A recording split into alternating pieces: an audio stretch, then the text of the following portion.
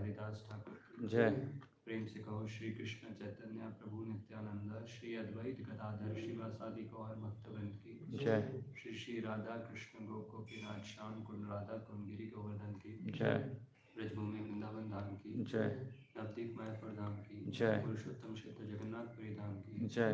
गंगा माई की जय। यमुना माई की भक्ति देवी की जय। तुलसी देवी की जय। हरिनाम संकीर्तन यज्ञ की जय। All glories to assembled devotees. Hare Krishna. All glories to assembled devotees. Hare Krishna. All glories to assembled devotees. Hare Krishna. All glories to Shri Guru and Gauranga. Gaurang. All glories to you, Shri Prabhupada. जय श्री प्रभु। Om Namo Bhagavate Vasudevaya. ओम नमो भगवते वासुदेवाय। Om Namo Bhagavate Vasudevaya. ओम नमो भगवते वासुदेवाय। Om Namo Bhagavate Vasudevaya. ओम नमो भगवते वासुदेवाय। Narayanam Namaskritya. नारायणं नमस्कृत्य Naram Chaiva Narottamam. नरं चैव नरोत्तमं Devim Saraswatim Vyasam.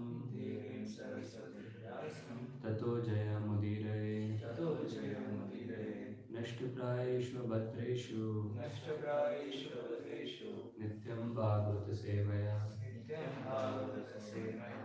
Bhagavatyuttama Shloke. भगवद्गीताश्लोके Bhaktir Bhavati Nashtiki. भक्तिर्भवति नैष्टिकी। We are reading from Canto 5, Chapter 20. And we'll recite this verse number 70. Parasya Brahmana Sakshat. परस्य ब्रह्मणः साक्षात् Jata Vedosi Habhyavat. जातवेदोऽसि हव्यवात्। Devanam Purushanganam. देवानां पुरुषाङ्गानां Yajnena Purusham Yajeti. यज्ञेन पुरुषं यजेति। Parasya Brahmana Sakshat. परस्य ब्रह्मणः साक्षात् Jata Vedosi Habhyavat. जातवेदोऽसि हव्यवात्। Devanam Purushanganam. देवानां पुरुषाङ्गानां Yajnena Purusham Yajeti. यज्ञेन पुरुषं यजेति। Parasya Brahmana Sakshat. परस्य ब्रह्मणः साक्षात् Jata Vedosi Habhyavat. जातवेदोऽसि हव्यवात्। Devanam Purushanganam. देवानां पुरुषाङ्गानां Yajnena Purusham Yajeti. यज्ञेन पुरुषं यजेति। परस्य ब्रह्मणः साक्षात् परस्य ब्रह्मणः साक्षात् जातवेदोऽसि हव्यवात्। जातवेदोऽसि हव्यवात्। देवानां पुरुषाङ्गानां देवानां पुरुषाङ्गानां यज्ञेन पुरुषं यजेति। यज्ञेन पुरुषं यजेति।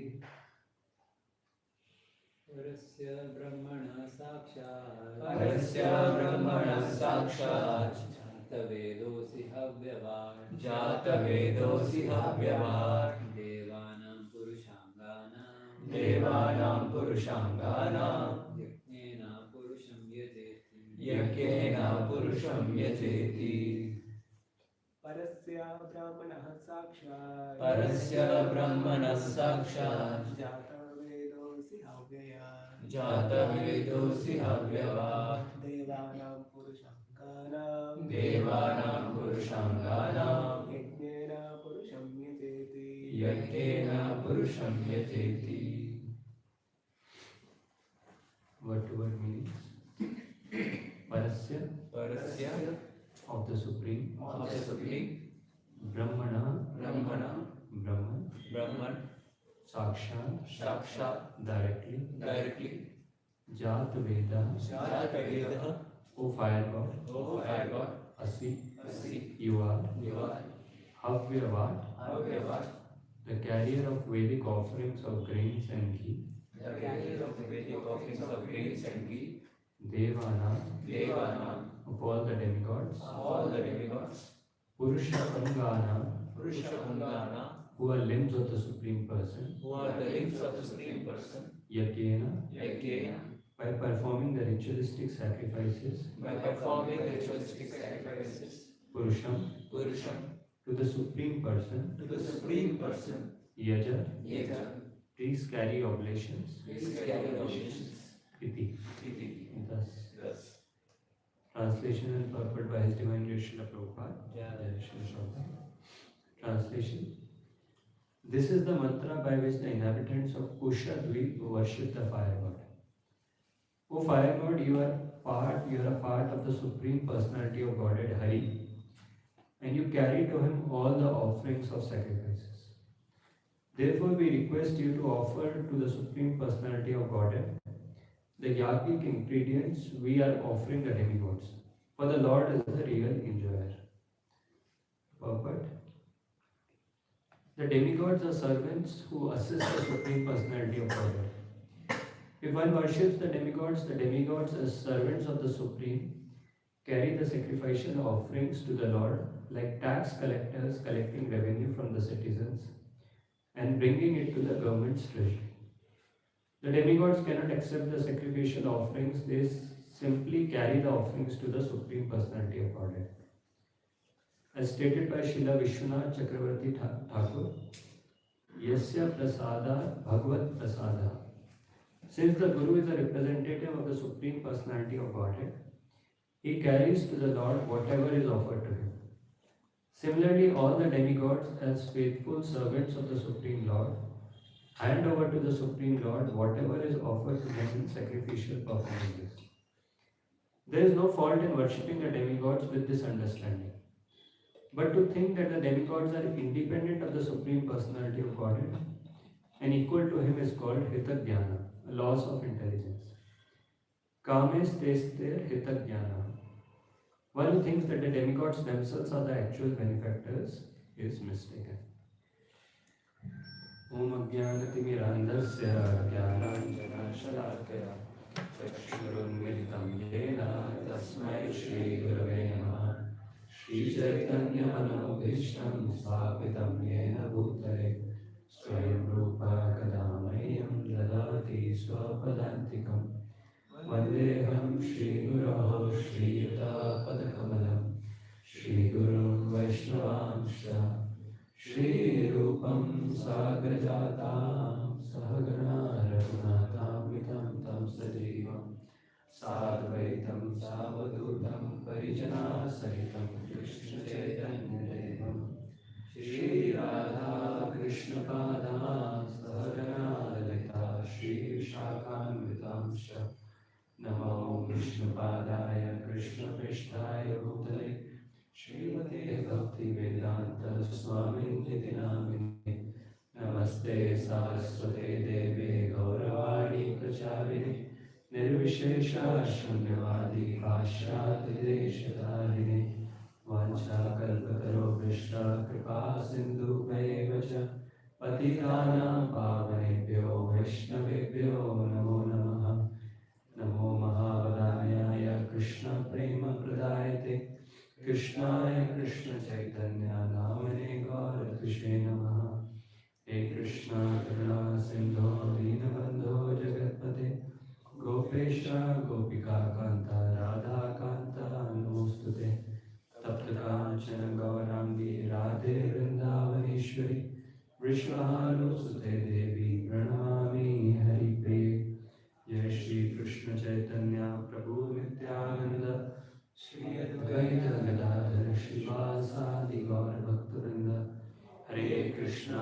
Krishna Krishna Hare Hare Hare Rama Rama Rama Hare Hare Mukam Karoti Vachalam Pangum Langayate Girim Yat Kripatam Vande Shri Gurun Dikatarinam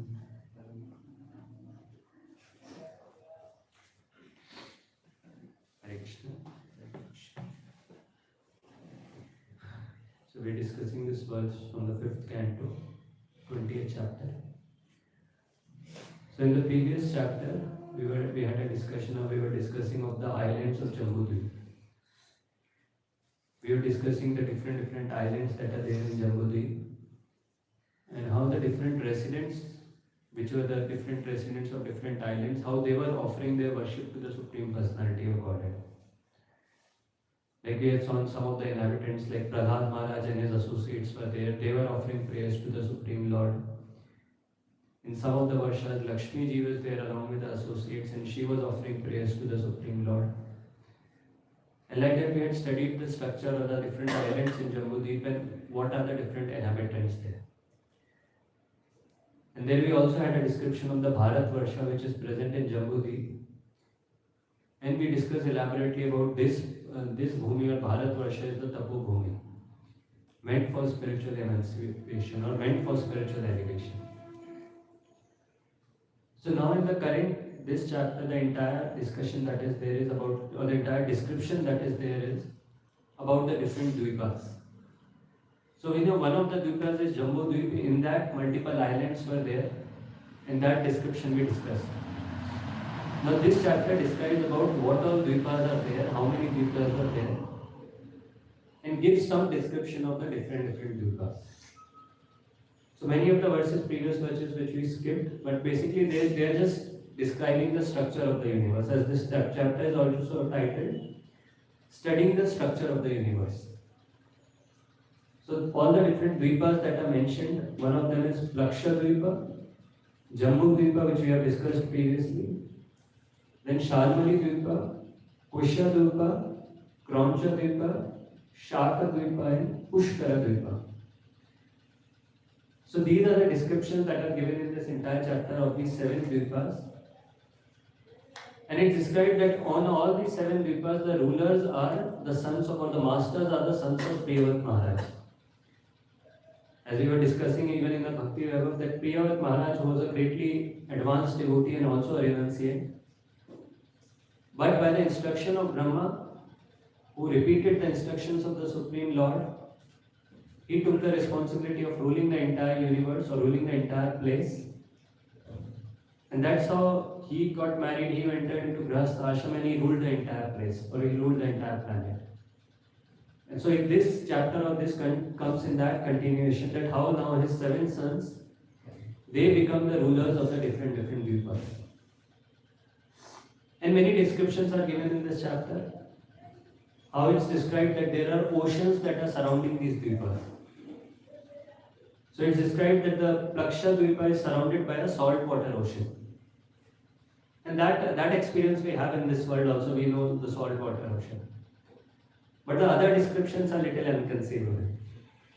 So then it describes that the Sharmali Dvipa is surrounded by a liquor ocean, which is again inconceivable because we don't have such experience. Then Kusha Dvipa, it's given or it's described as surrounded by an ocean of clarified butter.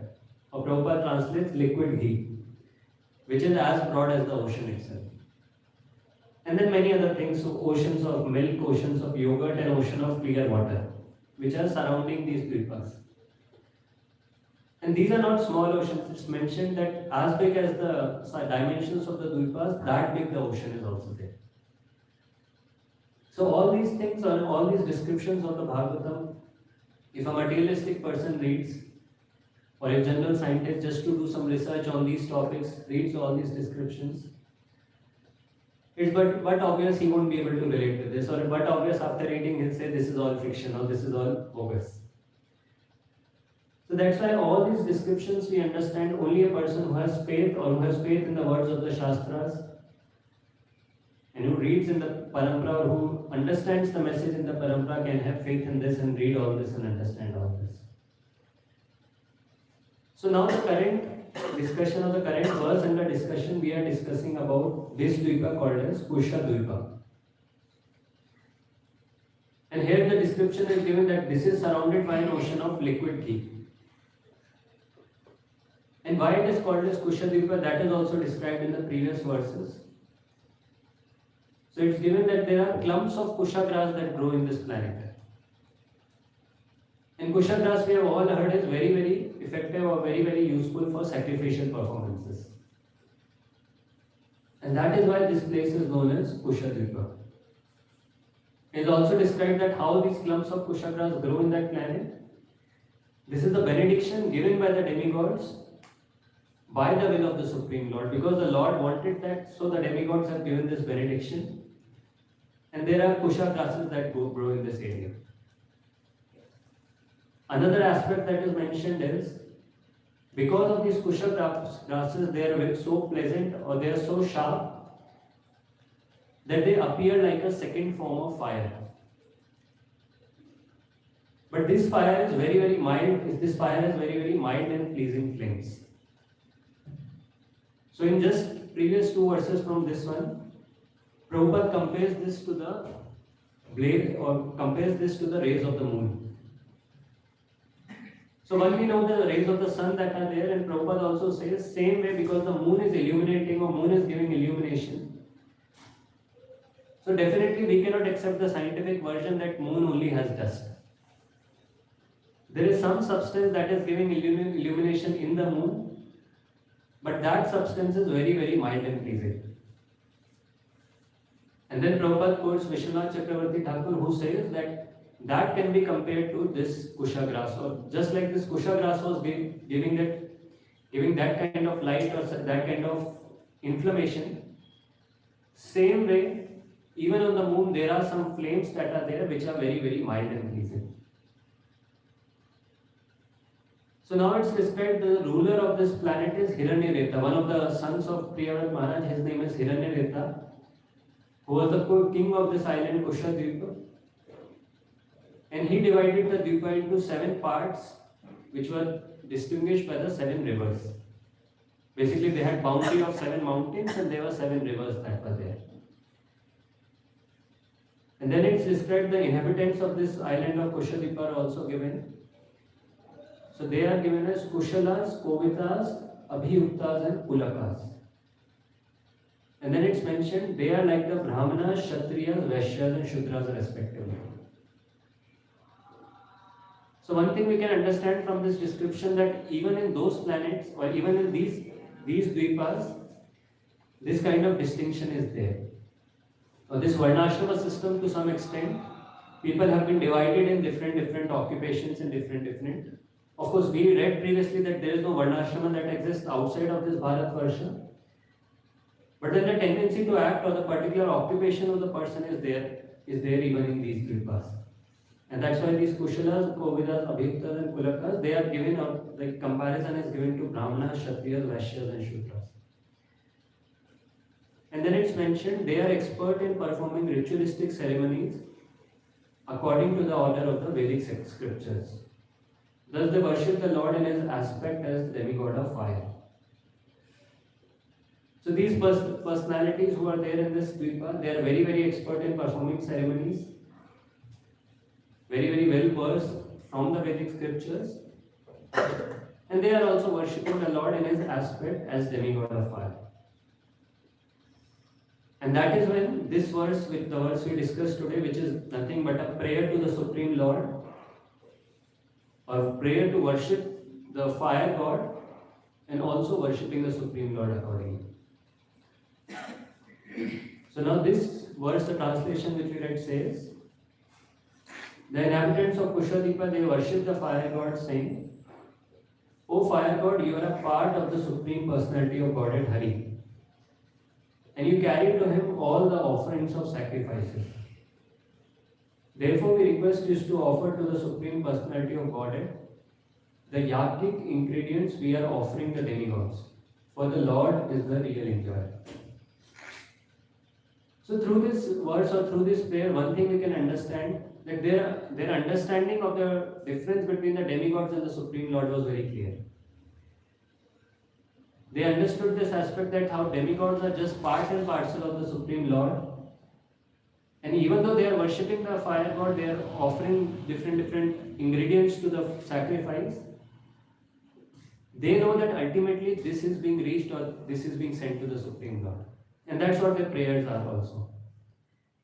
And even in the purport, Prabhupada says, there is no fault in worshipping the demigods with this understanding. So if someone worships the demigods, understanding that they are part and parcels of the Supreme Lord, or understanding that they are just deliverers who give the message, or who give the items given to them, or the offerings offered to them to the Supreme Lord, that kind of worship is not, or that kind of worship is not faulty.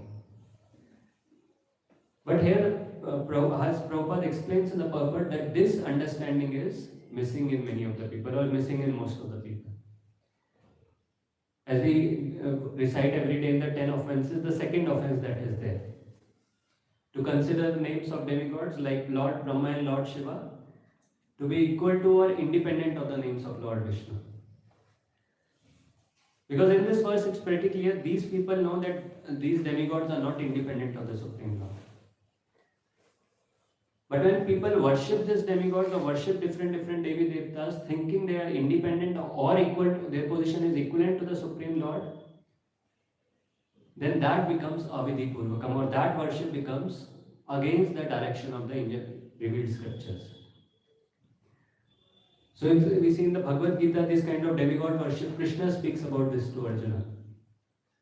There is a series of verses in the 7th chapter where Krishna speaks about this demigod worship. And he explains that why people, even after knowing, or why people engage in such worship. Why, even after understanding that worshipping these demigods does not give them the ultimate benefit, why people engage in demigod worship. So he quotes the shloka from the 7th chapter, 20th verse. Kames teste hita jnana prapadyante anya devata tam tam niyamam asthaya prakratya niyata soya. So what is the reason for people worshipping demigods independent of the Supreme Lord? Kames teste hita jnana. And that is what Prabhupada mentions even in this purport. Hita jnana means their intelligence has been lost, or intelligence has been stolen. Stolen by whom? Kamestesthir, by the material desires. And that is the reason, because the intelligence has been stolen, intelligence has been lost by material desires, they surrender prapadyante anya devata. They do not surrender to me, they surrender to these Devi Devtas or Anya Devta, whoever is there. Tam tam niyamam asthaya, and follow the mode of worship, or follow the rules and regulations of worship of these Devi Devtas. Prakratya niyata swaya means basically according to their own natures. So one thing Prabhupada explains there is that those who are free from any material contamination, or those who do not have material desires, they engage in worship, or they surrender to the Supreme Lord. Because they don't want any material thing. And then he says those who are not free from material desires, they are by nature non-devotees. But then what about those who are not free from material desires, but still they are worshipping the Supreme Lord? So then Prabhupada says that such kind of people, they are not so much affected by the external nature because they have approached the right person. Because that's the general case that is there, that people who have material desires, but they come in association with devotees, and they start worshipping the Supreme Lord. So it's not that all the material desires have been wiped out. So he explained that such people, even though they have material desires, this is not correct. But still, because they have approached the right goal, or they have approached the right person, with time they'll get purified. And then he quotes that Bhagavatam shloka, akama sarva kama va moksha kama udaradhi tivrena bhakti yogena yajeta purusham param. That whoever it is, any kind of person, be it a person who is bereft of all desires, who don't have any material desires, or a person who is full of desires, or even a person who is desiring liberation, any kind of person should ultimately surrender to the Supreme Lord. Because that way the person, basically by the mercy of the Lord, even his material desires will get fulfilled, but also he'll spiritually make advancement. Also by the mercy of the Lord, he'll attain the spiritual goals. So here it's explained that this demigod worship, those who engage in demigod worship without understanding the position of Supreme Lord, they're basically affected by the lower modes. They are basically in the modes of passion and ignorance, and they have lost their spiritual sense. Basically, they are looking for immediate fulfillment. They have some material desires and they want to get it immediately fulfilled. Of course, nowadays even that is not there. People want just instant. They don't even want to wait for some time to worship the demigods and get the results fulfilled. They want it instantly. And that is, of course, adharmic. They engaged in different adharmic activities. That is not anywhere given in the scriptures. But here, what is explained is of those people who have material desires, but they have a dharmic viewpoint, so they don't want to engage in any adharmic activity. Then they start worship of these demigods. But that is also very because of petty material desires, because they don't have any spiritual understanding. And many examples Prabhupada gives in those purports. He explains, just like a deceased person, he starts worshipping sun god, or some other person for some other reason start worshipping some other Devi Devta. And then when their desire is fulfilled, they start thinking that for certain purposes these demigods are better. Because some people think like that, okay, I was worshipping the Supreme Lord, but my desire never got fulfilled, and then I worshipped this Devi Devta, and my desire got fulfilled, so he is much better, or this Devi Devta is much better than the Supreme Lord.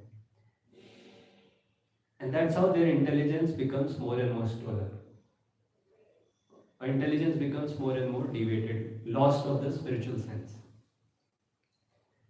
But the pure devotees, they understand this aspect that the Supreme Lord or the Supreme Master is only Krishna. As Chaitanya Charitamrita says, Ekala Ishwara Krishna Ar Sabhubhate. And that's why they are satisfied with whatever the Lord gives to them, and they never deviate from the worship of the Supreme Lord. Or they don't worship any other Devi Devta for any other purpose for that matter. So now question comes, okay, if someone worships these demigods because his intelligence has been stolen by material desires, how is it possible that he is able to worship these demigods? Because for that, for anything in this world, doing anything in this world, the sanction of the Lord is needed. So how is it possible these people are able to surrender to these demigods and get their demands fulfilled? How is the Lord sanctioning them? And that also Krishna explains in that next verse of the Gita itself, where he says, Yo yo yam yam tanum bhakta shraddhaya architum ichchati tasya tasya chalam shraddham tam eva vidadami aham. So he speaks a very amazing thing. He says that I am present in everyone's heart as the super soul. And I know the desires of the living entities. I know what they are desiring within.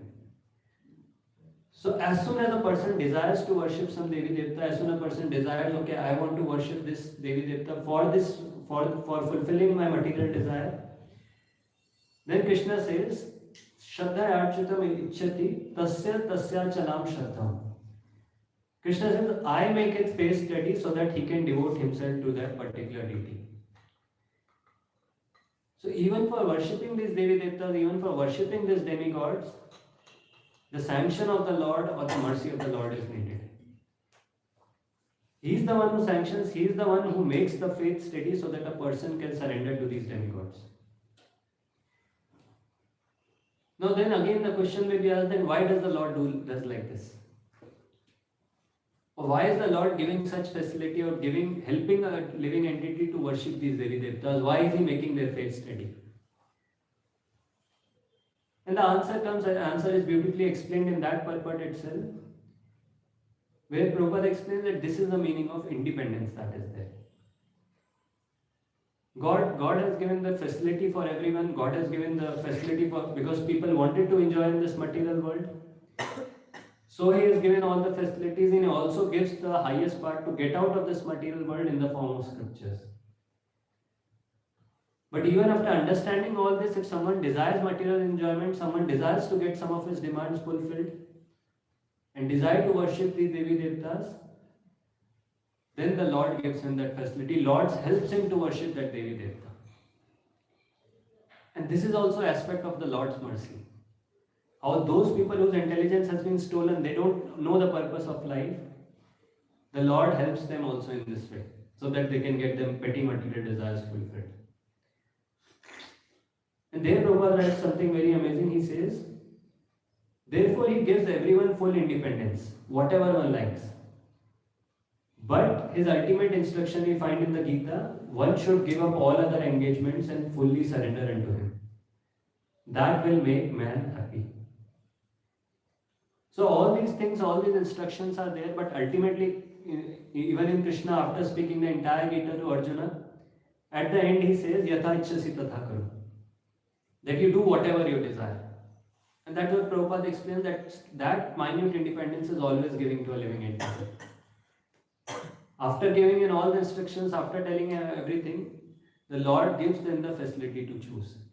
He gives the instructions, He tells what is the ultimate instruction, that is to surrender to the Supreme Lord.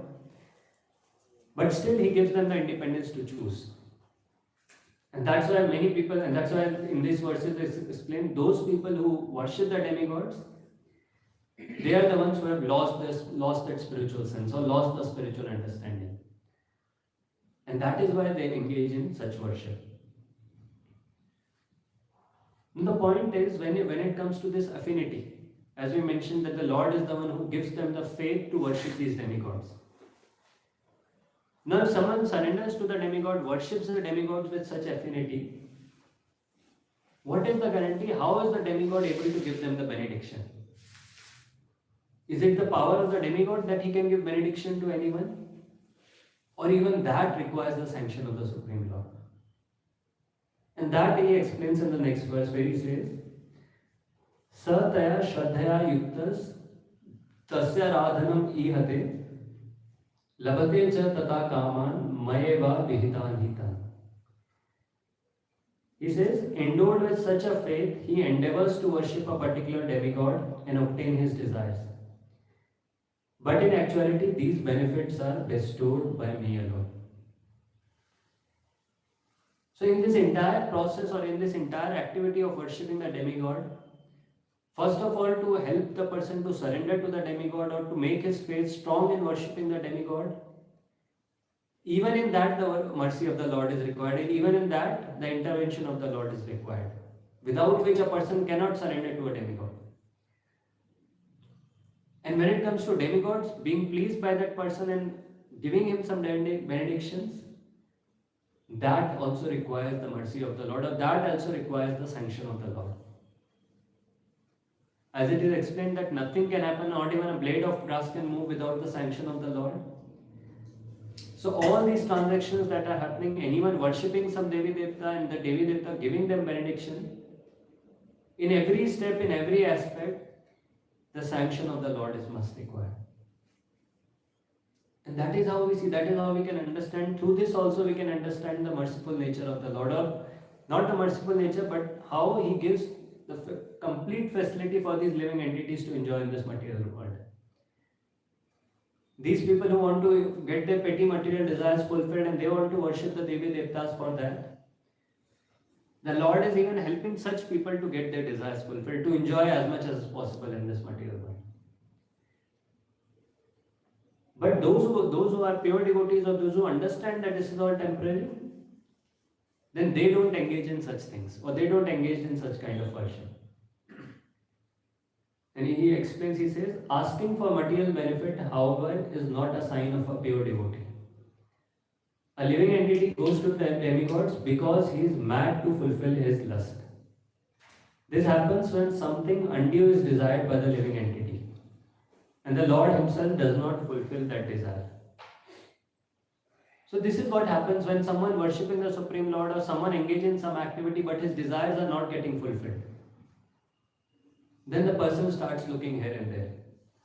As per Prabhupada writes here, a living entity goes to the demigods usually because he is mad to fulfill his lust. And in this material world, as Bhagavatam says, everyone who doesn't understand his spiritual position is actually mad.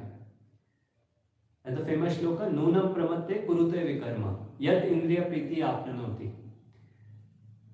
Just for the satisfaction of the indriyas, just for sense satisfaction, a person engages in so much vikarma, so much sinful activities. Why he does that? Because he's pramatta, he's completely mad. And another sign of madness here he explains is, because a person is mad to fulfill his lust, he approaches these demigods. And in Prabhupada gives the warning for one who is aspiring for pure devotion, or who worships the Supreme Lord for pure devotional service. Then he says, one who worships the Supreme Lord and at the same time desires material enjoyment is contradictory in his desires. Because devotional service to the Supreme Lord and worship of a demigod cannot be on the same platform. And he clearly says this worship of Devi Devtas is just a material thing, whereas devotional service to the Lord is spiritual. And that's why both the things can never be on the same platform. And for one who wants to elevate himself in devotional service, then such things are impediment. Or such material desires or such activities are impediments in his path of advancement.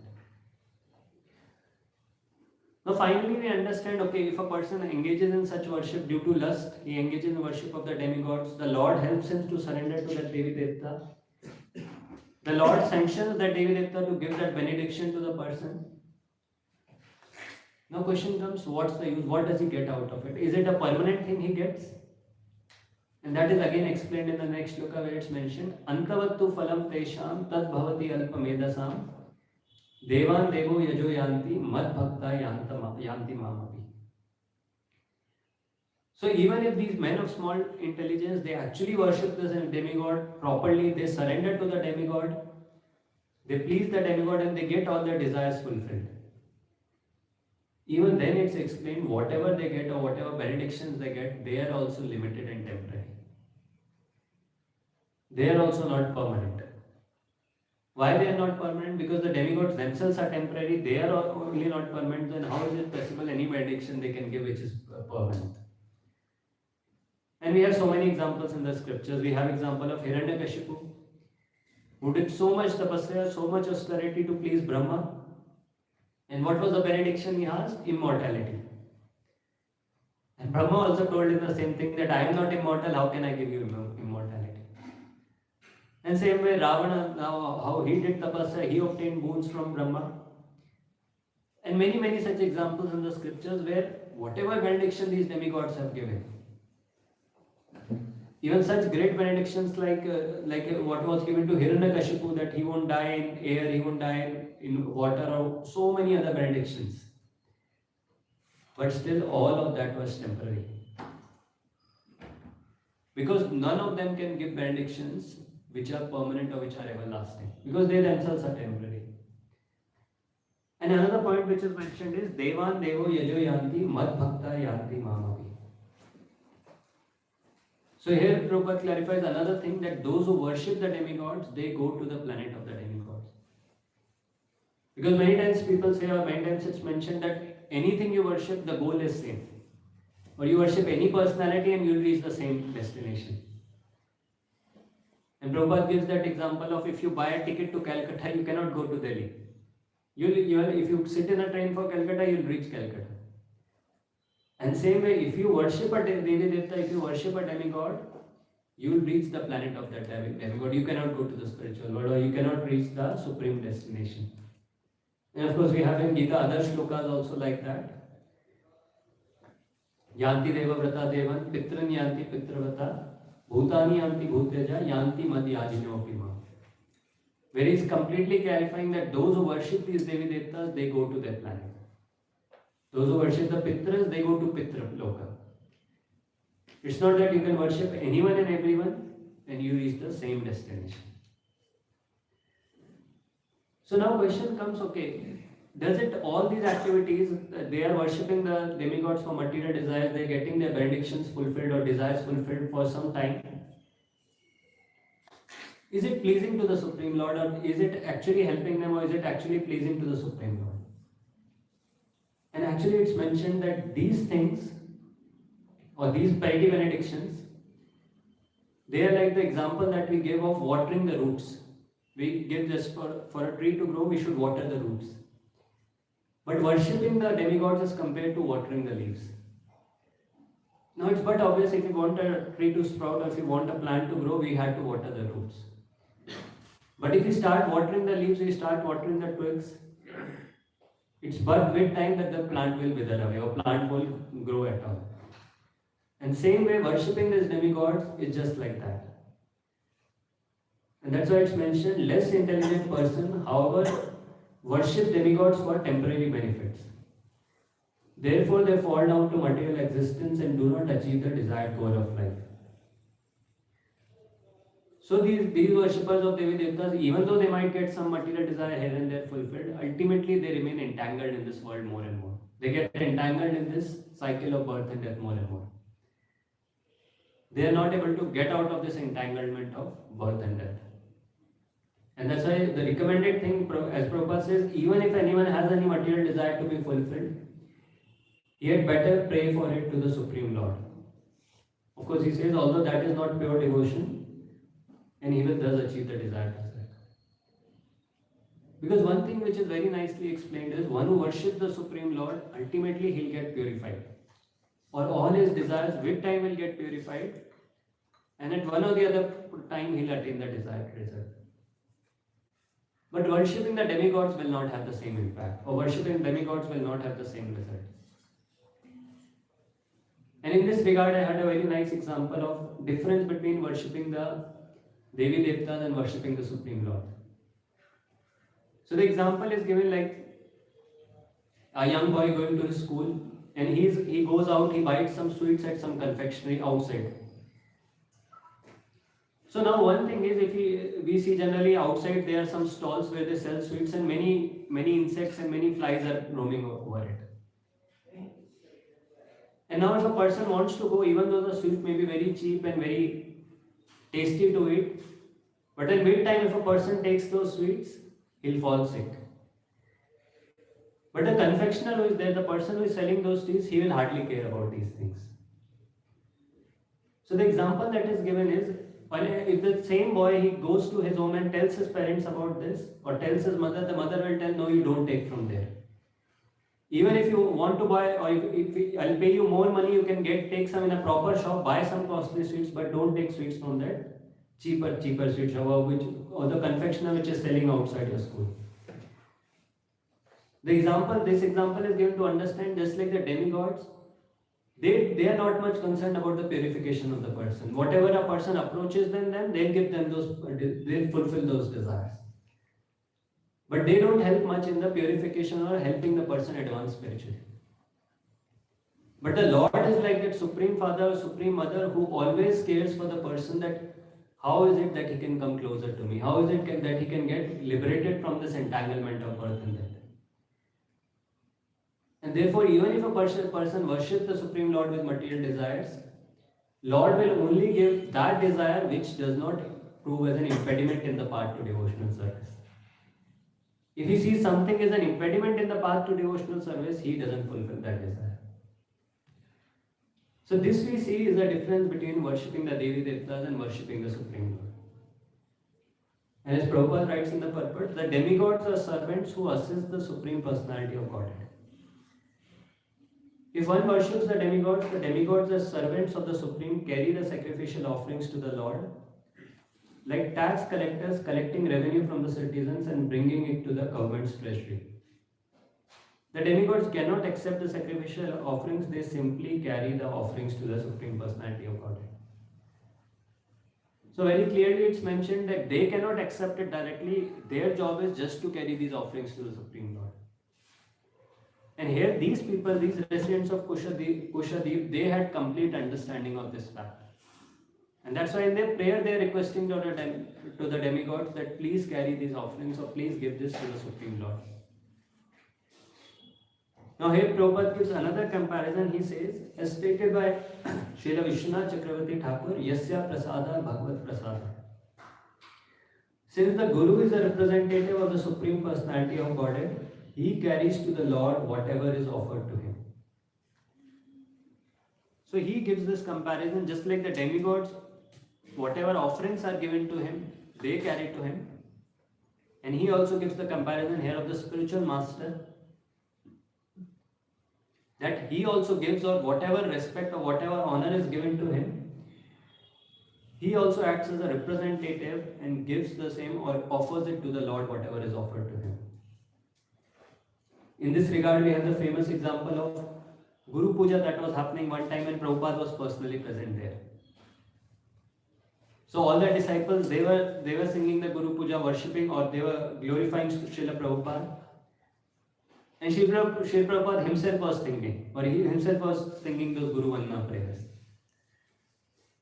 So one new person who had come there, he was inquisitive and he went to Prabhupada, or he went to some of the disciples of Prabhupada, and he asked that all of these people, they are singing for the pleasure of Srila Prabhupada, for glorifying Srila Prabhupada. Why is he singing, or for whose pleasure is he singing? And he was saying, or he was told that Prabhupada is singing for his own spiritual master, for Bhaktisiddhanta Saraswati Thakur. So the point is very clear in this regard that even the Guru or even the spiritual master also should act as a representative of the Supreme Lord.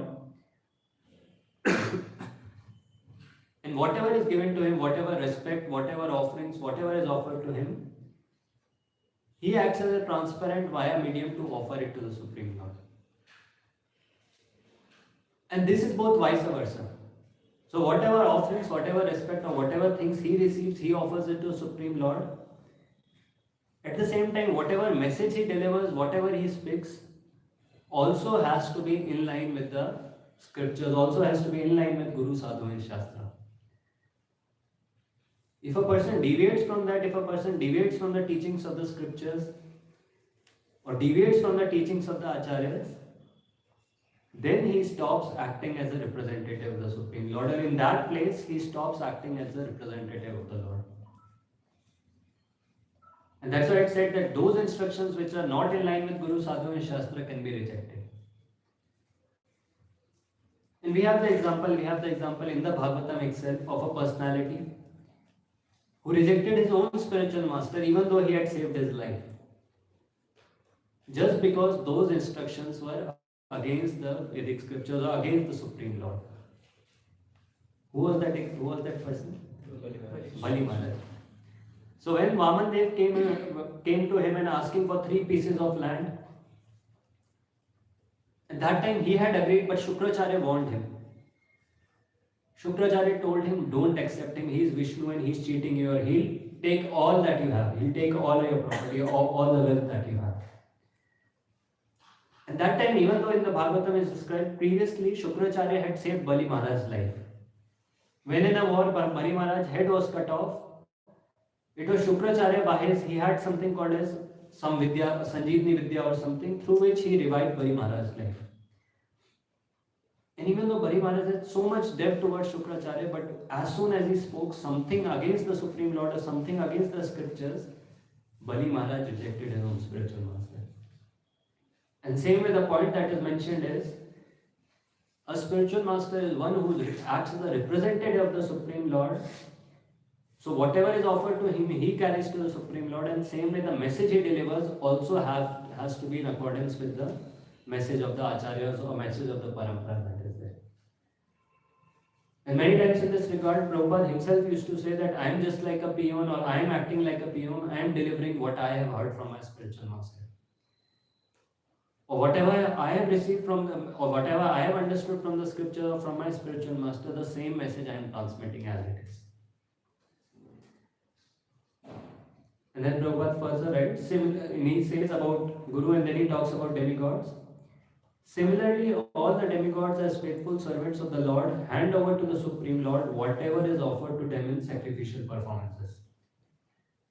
So there is no fault in worshipping the demigods with this understanding, but to think that the demigods are independent of the Supreme Lord and equal to him is called Hitagyana. One who thinks that the demigods themselves are the actual benefactors is mistaken. So both these things can be understood. One is regarding the demigods. If someone thinks they are independent or they are the ones who are accepting and giving the benedictions, then such a person is mistaken. And same way we can take this example, we can extend this example to the example of spiritual master.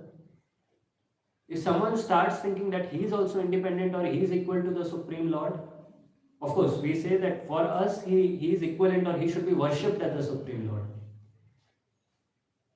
But in that purpose, if someone doesn't understand the reason behind that, then that worship or that kind of service also becomes mistaken.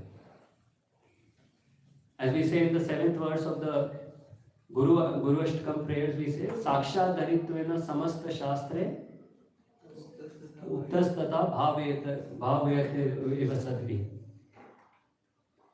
That the Guru should be given as much importance, or Guru should be treated like the Supreme Lord, and that is the verdict of the revealed scriptures, that is the verdict of the saintly persons. And why should that be given, or why should that kind of respect and offering be given? Kintu prabhorya priya eva tasya. So this is very, very clear, because it's not that because he is equal to the Supreme Lord or he is independent of the Supreme Lord, but because he is very, very dear to the Supreme Lord, he is engaged in pleasing the Supreme Lord in various ways.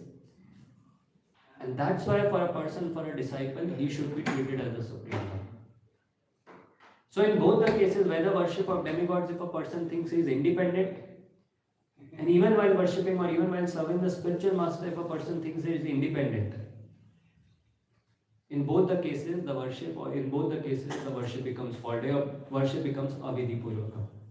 And such a practice won't help a person in advancing in spiritual life. Whereas on the other hand, after having the proper understanding, if one worships the spiritual master, one serves the spiritual master, then he can attain the highest benediction, then he can advance in his spiritual life. So this is explained in the discussion between Shukdev Goswami and Parikshit Maharaj. Where Parikshit Maharaj and Shukdev Goswami was speaking about atonement. Because before that, this discussion happens in the 6th canto.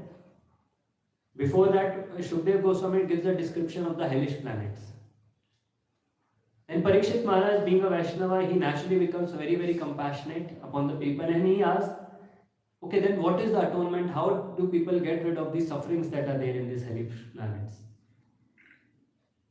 And then Shukdev Goswami starts speaking something about atonement, the different process of attainment.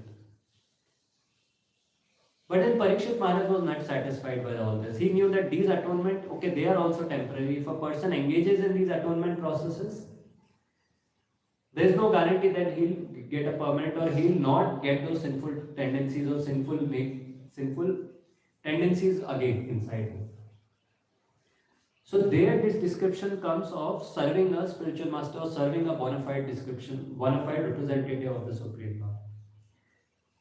So in one of the shlokas, Shukdev Goswami, he says, Na tatahi agwan rajan pucheta tapa adibhi yatha Krishna arpita pranas tat purusha nishevaya. Verse number you can tell. Yeah, this is verse number 6:160. So here Shukdev Goswami is telling to Parikshit Maharaj that even if a person undergoes all these things, he does austerity, he does penance, he practices any kind of different kinds of atonement processes that are there, austerity, penance, brahmacharya, and all these things, still he won't get purified, or he might get purified to some extent, but still that one won't be permanent. But he says that one who serves the devotee of the Supreme Lord, yatha krishnarpita pranas tat purusha nishevaya.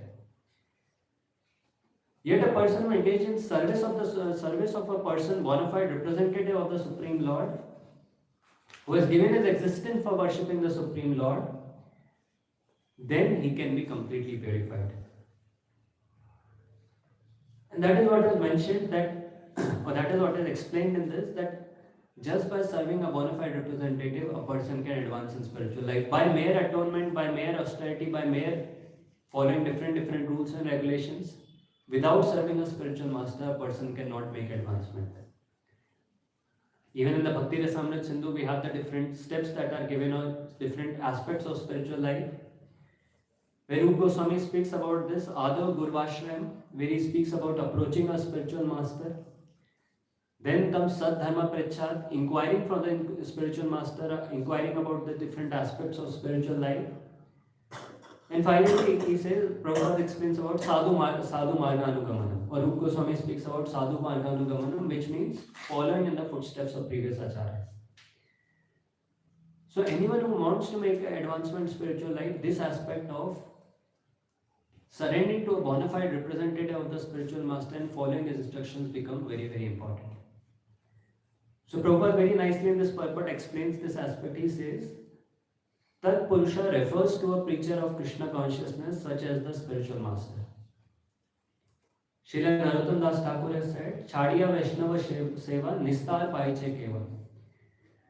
Without serving a bona fide spiritual master and idol Vaishnava, who can be delivered from the clutches of Maya?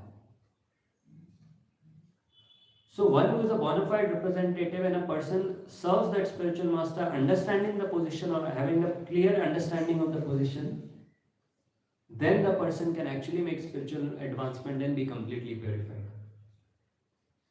Otherwise, if he merely engages in some penance, some atonement, without serving some spiritual master, without serving a bona fide representative, he cannot make advancement. And here Prabhupada quotes many shlokas in that regard. Mahat Sevam Dwara Mahahur Vimukte. That if one desires liberation from the clutches of Maya, one must associate with a pure devotee Mahatma. And he gives the definition of Mahatma, which Prabhupada often quotes, which is given in the Bhagavad Gita. Mahatmanastu mam partha devim prakriti mashrita bhajanti ananya manaso gyatva bhutadim apyayam. That who is this Mahatma, who is that soul? Who is always under the protection of the divine nature of the Lord, who is fully engaged in devotional service and who knows the position of the Supreme Lord as the original and inexhaustible. So the symptom of this Mahatma, symptom of this person is who has no other engagement other than service to Krishna. So Prabhupada explained that one must render service to such a Vaishnava, such a bona fide representative, and then he can make advancement in spiritual life. So three things are mentioned in this purport. If one renders service to a Vaishnava, three things happen in his life. One is he gets freed from sinful reactions. Second, he revives one's original Krishna consciousness. And third is he gets trained in how to love Krishna. So now, this is mentioned that this is the result of Mahatma Seva. So now someone may inquire, okay, so is this the purpose of approaching a Vaishnava, or is this the actual aim of approaching a Vaishnava, to get free from sinful reactions? So Prabhupada later explains, okay, this is something which is automatically happen. But this should not be the goal of approaching a Vaishnava, that I am full of so many sinful reactions, so let me serve this great personality to get free from sinful reactions. If a person approaches with this mindset, he won't be able to make spiritual advancement. Devotional service, as Prabhupada says, devotional service is necessary not to drive away an insignificant stock of sins, but to awaken our dormant love for Krishna. So this is the major aspect of advancing, or this is the major aspect of approaching a bona fide person or a Vaishnava. That is to make advancement in Krishna consciousness. All these are just side effects. Getting free from sinful reactions, this is just a side effect which will naturally happen. But the main goal of rendering service to a Vaishnava should be how one can awaken his dormant love for Krishna. And the example is given just like the example, when actually someone starts rendering service to a Vaishnava, all his sinful stock is automatically, or this Prabhupada says, insignificant stock of sins that is there, that is automatically purified. And the example is given of fog. Just like when the fog we see in the cold weather, when the fog is there in the morning, as soon as there is little glimpse of sunlight or little sunlight comes up, and the entire fog disappears. And same way, just by serving one person or just by serving such a devotee who is Vasudeva Parayana, all these sinful reactions are automatically, very quickly nullified, and there is no separate endeavor that is needed. This fog example, this is the shloka that says, Kechit Kevalya Bhakta Vasudeva Parayana Agam Dhanvanti Kasneya Niharam Eva Bhaskara. And Prabhupada says, who is this Vasudeva Parayana? So he explains, who is not dependent on austerity, penance, cultivation of knowledge or pious activities, but who is only dependent on Vasudeva for everything. That doesn't mean that he doesn't engage in all these activities, it doesn't mean that he doesn't do austerity or he doesn't do penance or something like that. But all that he does for the pleasure of the Lord, and he is completely dependent on Vasudeva. So to such a person, if someone renders service, or such a bona fide representative, if someone renders service, then naturally all these sinful reactions are automatically vanquished. And it's mentioned very soon. Just like the fog, as soon as sunlight comes up, immediately it's vanquished. It doesn't take much time. Same way, when a person starts rendering service to such a Vaishnava, these sinful reactions are very soon vanquished. So that should not be the purpose of engaging in service to get free from sinful reactions. Rather, Prabhupada explains, the main symptom or the main reason should be awakening the dormant love or getting trained in how to serve Krishna. And of course, he explains that what is meant by such a person or who is such a person is as given in the shloka, Krishna Arpita Pranas.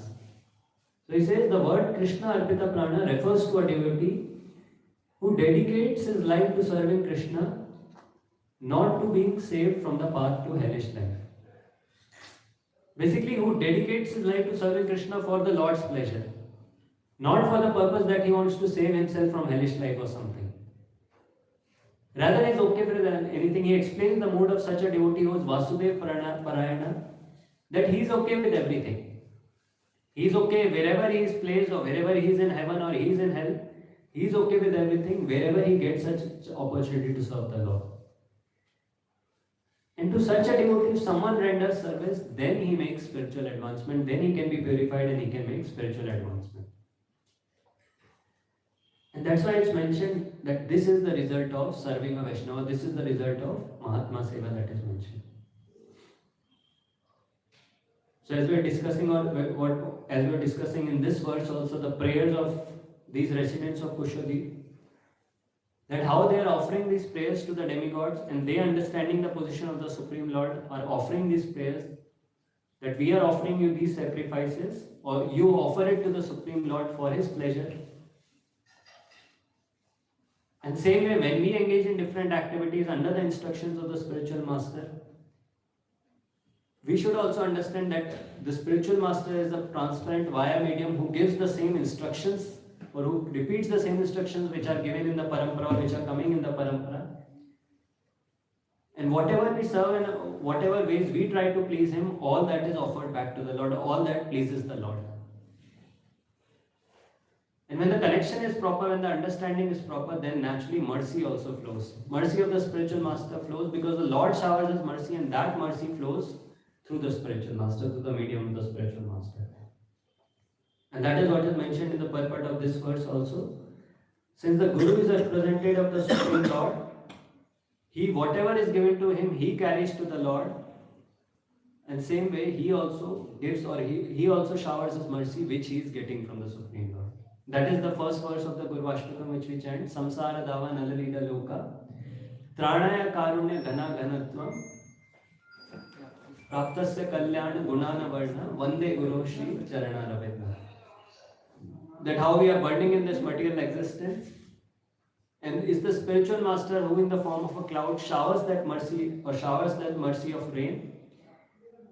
And where he is getting all that mercy? He is getting that mercy from the supreme source of mercy, that is the Supreme Lord. This way, if a person properly understands the position of the personalities, or properly understands the position of these Devi Devtas and of position of the spiritual master, and engages in the service accordingly, then he can make advancement in spiritual life. Otherwise, as it's mentioned, if someone worships the demigods independently, so that is avidhi purvakam, and he can never make any advancement apart from fulfilling some petty material desire. And same way, even if he starts worshipping the spiritual master independently, not understanding his connection with the Guru Parampara, connection with the Supreme Lord, then that also becomes avidhi purvakam. And then it will become difficult for him to make advancement in spiritual life. With this, I would like to pause here. Hare Krishna.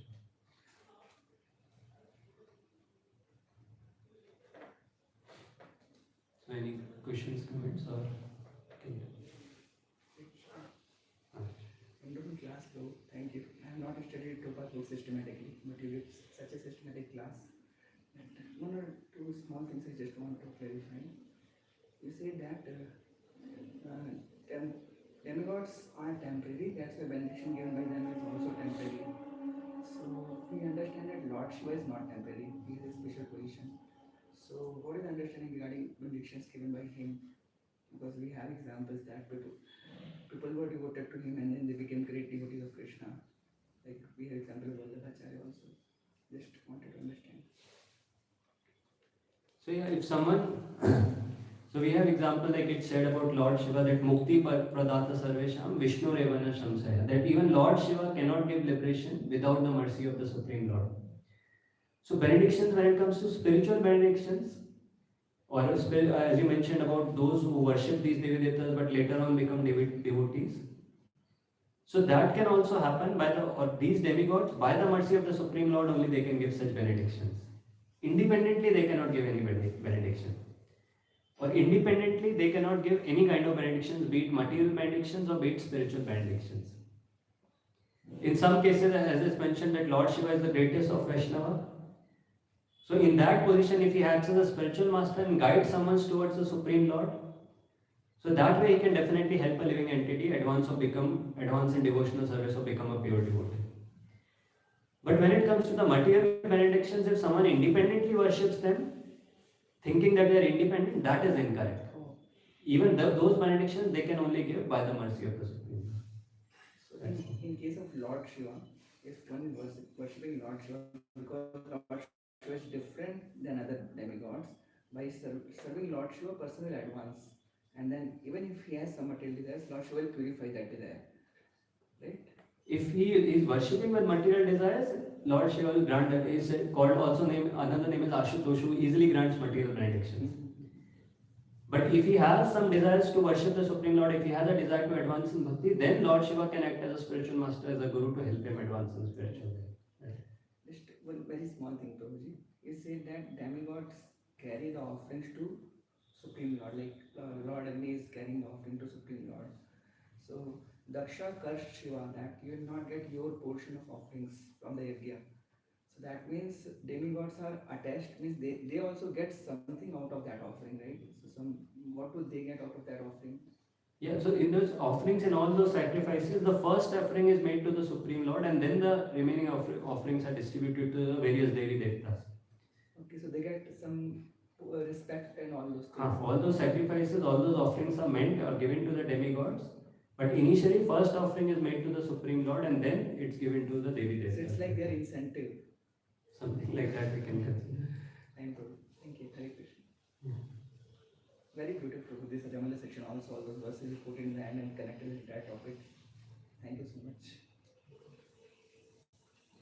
Thank you very much. Nice question.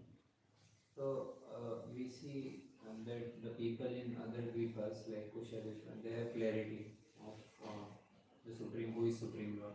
Then still, why are they worshipping indirectly through a demigod to the Supreme Lord? Interesting.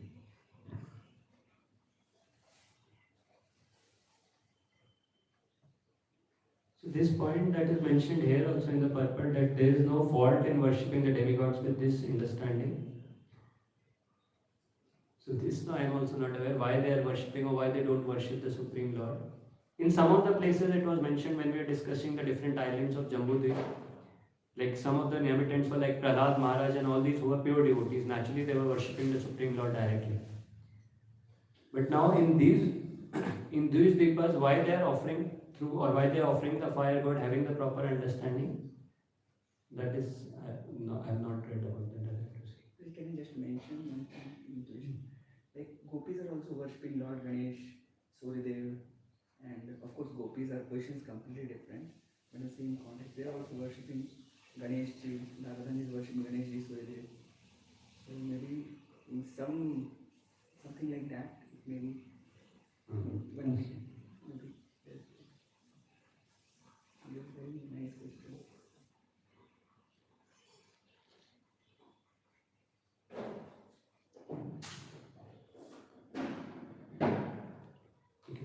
Any other question? You can share some thoughts. Fine.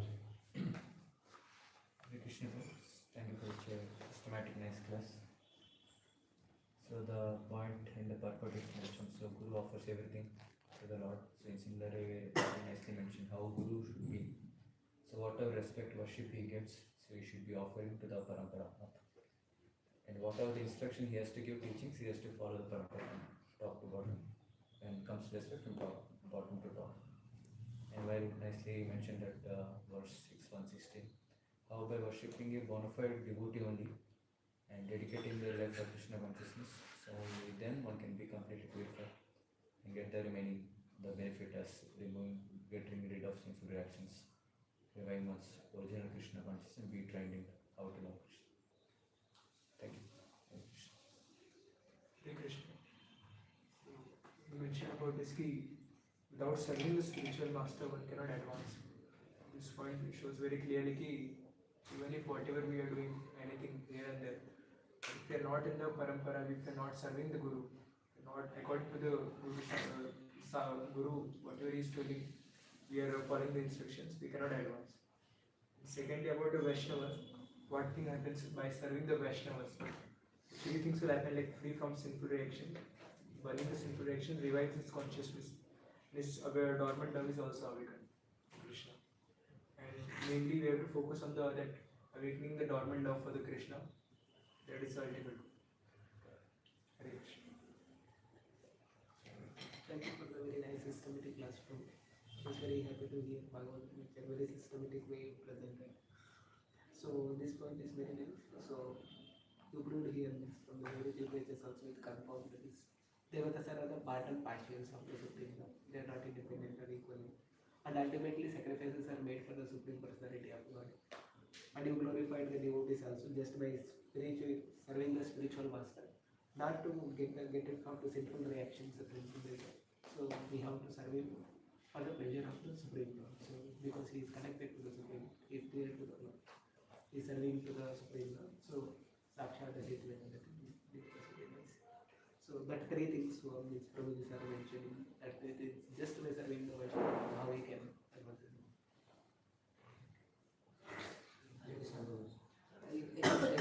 Without spiritual master, we can't increase our devotional service, increase our spiritual life. How to find he is the actual spiritual master? Might be fake or how to find? As you are asking questions. So that I explained that there are some symptoms that are there. So we explained in that shloka that those who are completely dependent on many other symptoms, they follow the Guru Sadhu Shastra. They follow the teachings of the scriptures. They don't speak anything which is against the Vedic scriptures. Whatever they speak has been confirmed by the previous acharyas that are there. And then they are completely engaged in the Lord's service. They are not engaged in any other activity. So these are few of the things that many of the symptoms we discussed, Shrotriyam, Brahmanishtam, they have heard in the parampara, they come in the Guru parampara. They are fully engaged in the service of the Lord. And all these are, but the major aspect is they don't deviate from the teachings of the Vedic scriptures. So those things at least when we have the basic clarity, when we have some knowledge of the Vedic scriptures, when we understand what is there in the Vedic scriptures, through that we can easily make out who is speaking in accordance with them and who is speaking against them or who is not following the Vedic scriptures. Krishna. So those series of verses of Bhagavad Gita, you nicely explained that why does a person worship demigod, where from the faith comes. So that faith is also given by Supreme Lord only, according to the person who wants to fulfill his desires. And then does the demigod bestow the results? That is also not true. It's not possible until unless Lord sanctions. So ultimately Lord only sanctions. So he only gives the faith, he only sanctions. But still people worship this demigod, so therefore Lord probably is a very good one.